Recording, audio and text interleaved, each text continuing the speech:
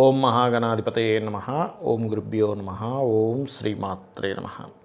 పరమేశ్వర స్వరూపమైనటువంటి జ్యోతిష, వాస్తు మరియు ఇతర అనేకమైనటువంటి శాస్త్రములను మనకు అందించినటువంటి మహర్షులకి నమస్కారం.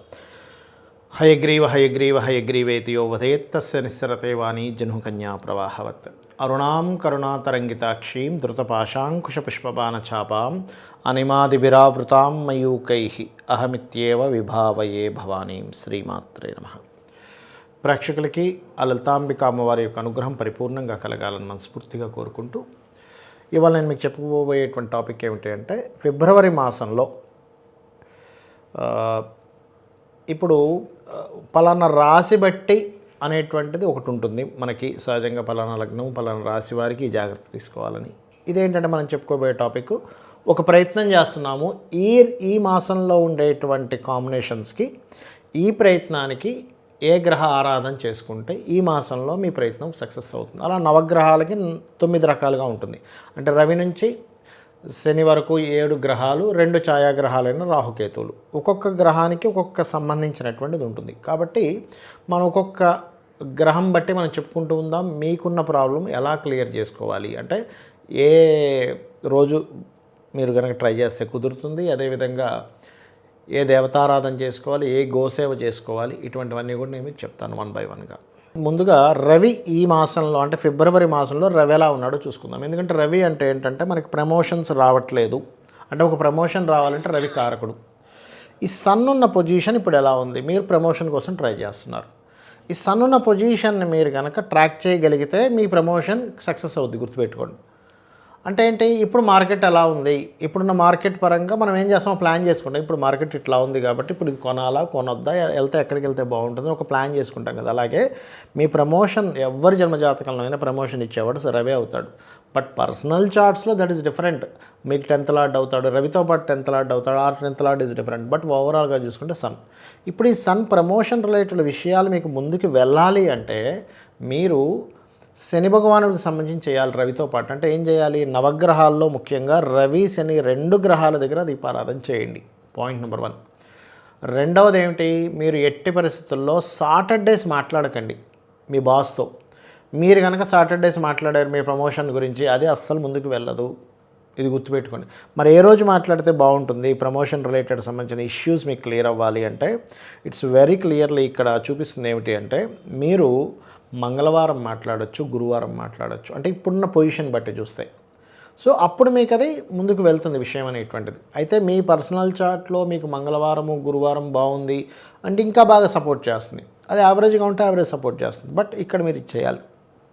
అలాగే మీరు ఇంకొంచెం బాగా మొండిగా ఉందండి, మా బాస్ అసలు వినేటట్లేడు, అయినా నాకు 10 ఏళ్ళ నుంచి ఇదే, కొంతమంది చెప్తూ ఉంటారు 5 years 10 years నుంచి కూడా ప్రమోషన్ ఇస్తాను లాక్కుంటూ వెళ్తున్నారు, సంవత్సరాలు గడిచిపోతున్నాయి అన్నప్పుడు నేను చెప్పేది ఒకటే, మీరు శని రవి గ్రహాల దగ్గర దీపారాధనతో పాటు నువ్వులు, నూనె, గొడుగు, చెప్పులు ఇటువంటివి దానంగా ఇవ్వండి. వీటిలో ఏదైనా ఇవ్వచ్చు, ఇదే ఇవ్వాలని కదా, వీటిల్లో ఏదైనా పదార్థం శనివారం నాడు ఇవ్వచ్చు.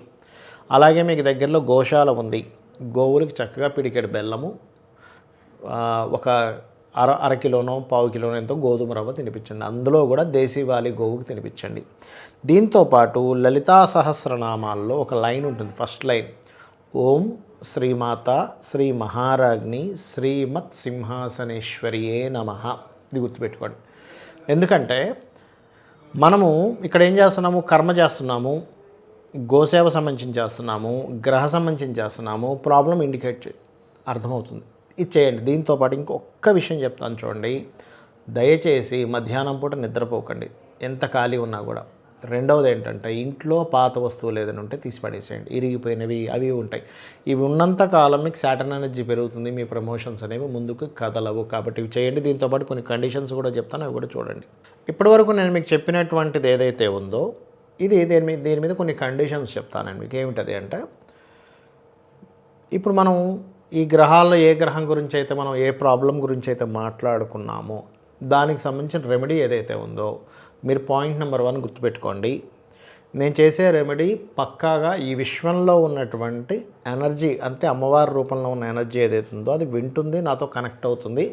నేను ఈ రెమెడీ చేయడం ద్వారా ఆ యొక్క అమ్మవారితో, ఆ శక్తితో నేను కనెక్ట్ అవుతున్నాను, ఖచ్చితంగా పొందుతాను అనేది ఫస్ట్ మీరు గుర్తుపెట్టుకోవాలి. Point number 1.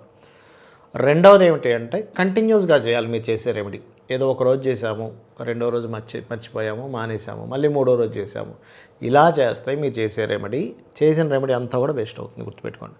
చేయాలి అనుకుంటే కంటిన్యూస్గా చేయాలి. అంటే ఎలా అంటే ఇప్పుడు చూడండి, మనం జిమ్కి వెళ్తాం, రెగ్యులర్గా వెళ్తున్నాం, మనము రోజు వెళ్తున్నాము, ఖచ్చితంగా ఏమవుతుంది అప్పుడు మనకి కంటిన్యూస్గా జిమ్కి కనుక వెళ్తే ఫిట్నెస్ పర్ఫెక్ట్గా పెరుగుతుంది, మన బాడీ ఇది కరెక్ట్గా ఉంటుంది. అలా కాకుండా నేను 2 రోజులు వెళ్తున్నానండి, మళ్ళీ 3 రోజులు మానేస్తాను, మళ్ళీ ఒక వారం రోజులు వెళ్తాను, 10 రోజులు మానేస్తానంటే మీరు లైఫ్ లాంగ్ వెళ్ళినా మీకు మార్పు రాదు మీ బాడీలో. అది ఎలా అయితే మార్పు రాదో మీ రెమెడీ విషయంలో కూడా సేమ్ ఫార్ములా మీరు వాడాలి, ఇది గుర్తుపెట్టుకోండి. ఇక మూడోది, చాలామంది నన్ను అడుగుతుంది ఏంటంటే, ఏమంటే నేను పలానా రెమెడీ స్టార్ట్ చేశాను కానీ మాకేదో మైల్ వచ్చింది, అదైంది ఇదైంది, అప్పుడు ఏం చేయాలి? డోంట్ వర్రీ, ఆ కొన్ని రోజులు ఆగి, ఆ 11 రోజులు ఏదైతే ఉంటుందో అది ఆగి దాని తర్వాత చేయొచ్చు. 4వ పాయింట్ ఏంటంటే, ఈ రెమెడీస్ చేసేటప్పుడు చాలామంది నన్ను అడుగుతుంది ఏంటంటే, ఇలా మధ్యలో మైలు రావడం కాకుండా, పోయిన నెలే మా ఇంట్లో పలానా వాళ్ళు చనిపోయారని తాతో ముత్తాతో ఎవరో ఉంటారు, సంథింగ్ ఇలా అయింది, గతించారు, ఇప్పుడు చేయొచ్చు అని అడుగుతుంటారు. ఒకటే గుర్తుపెట్టుకోండి, దానికి కూడా 11 డేస్ అయిపోయిన తర్వాత మీరు రెమెడీస్ చేసుకోవచ్చు. రెమెడీస్ ఎక్కడా కూడా మీకు దేవుణ్ణి పూజించుకోవడం కానీ, ఇంట్లో దీపారాధన చేయడం కానీ, గుడికి వెళ్ళడం కానీ ఇవి ఎక్కడా కూడా చేయకూడదని చెప్పలేదు. చాలామంది తెలియక ఇలా చేస్తున్నారు, ఇది చాలా రాంగ్, గుర్తుపెట్టుకోండి.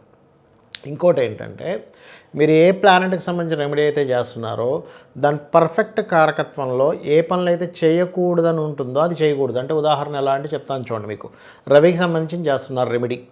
రవికి సంబంధించిన రెమెడీ చేసేటప్పుడు రవికి కారకుడు ఎవరు? ఫాదరు, లేకపోతే గవర్నమెంట్ ఎంప్లాయీస్, పెద్దలు, డాక్టర్స్, వీళ్ళతో మీరు శత్రుత్వం పెట్టుకోకూడదు. పెట్టుకుంటే ఏమవుతుంది, రవికి సంబంధించిన రెమెడీ చేసినా ఇది బ్యాలెన్స్, ఇక్కడ మీరు ఈ రెమెడీకి సంబంధించింది ఇది పాడు చేసేసుకుంటున్నారు, ఇక్కడ రెమెడీ చేసినా ఇక్కడ రెమెడీ పాడు చేసుకుంటున్నారు. సో ఇది కనెక్ట్ అవ్వదు. అలాగే చంద్రుడికి సంబంధించి చేస్తున్నప్పుడు ఏంటి, ఇంకొకరు మనసు బాధ పెట్టే పని మీద ఉండకూడదు, మనసుని ఎప్పుడు ఆనందింపజేయాలి వేరే వాళ్ళది. అదేవిధంగా కుజుడికి సంబంధించి చేస్తున్నారు రెమెడీ, అలాంటప్పుడు గొడవలు పెట్టుకోకూడదు. బుధుడికి సంబంధించిన రెమెడీ చేస్తున్నారు, గాసిప్స్ చేయకూడదు. గురువుకి సంబంధించిన రెమెడీ చేస్తున్నారు, గురువుల్ని ఎక్కడా కూడా మీరు దూషించకూడదు.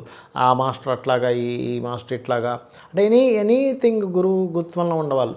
మనం ఒక్కోసారి మన పిల్లలకి సంబంధించిన మాస్టర్ గురించి మాట్లాడుకుంటాం, ఆయన సరిగా చెప్పడు, ఆయన అట్లా ఇట్లా మాట్లాడతాం. మీకు అది ఎంతవరకు నిజమో ఎంతవరకు అబద్ధమో మీకు తెలియదు. సో ఈ విషయం గుర్తుపెట్టుకోవాలి. శుక్రుడికి సంబంధించిన రెమెడీ చేసేటప్పుడు స్త్రీలతో చాలా జాగ్రత్తగా ఉండాలి. మీరు చాలామంది చేసే మిస్టేక్ ఏంటంటే, అమ్మవారి పూజ చేస్తుంటారు, స్త్రీతో కొట్లాడుతూ ఉంటారు. ఇంట్లో భార్యతో కావచ్చు, చెల్లితో కావచ్చు, అక్కతో కావచ్చు, లేకపోతే ఒక స్త్రీమూర్తితో కావచ్చు, ఒక రకమైన ఫైట్ చేస్తూ ఉంటారు. ఏమవుతుంటుంది అంటే, నార్మల్గా ఇంట్లో వచ్చేటువంటి తారతమ్యాలు, చిన్న చిన్న ఇవి అలగడాలు మళ్ళీ సెట్ అవ్వడం భార్యాభర్తల మధ్య ఈజ్ డిఫరెంట్. బట్ ఓవర్గా చేస్తే ఏమవుతుందంటే ఈ రెమెడీ మీకు పనిచేయదు. అదేవిధంగా సాటర్న్ రిలేటెడ్ రెమెడీ చేసేటప్పుడు మీ కిందన పనిచేసే వాళ్ళని మీరు సరిగ్గా చూసుకోవాలి. బికాజ్ ఆఫ్ సాటర్న్ ఈజ్ మీ కిందన పనిచేసే వాళ్ళు, సాటర్న్ రెమెడీ చేస్తున్నాం కానీ ఇక్కడ కిందన పనిచేసే వాళ్ళు చేసే విషయంలో మనం తప్పిదాలు చేస్తే అది పనిచేయదు.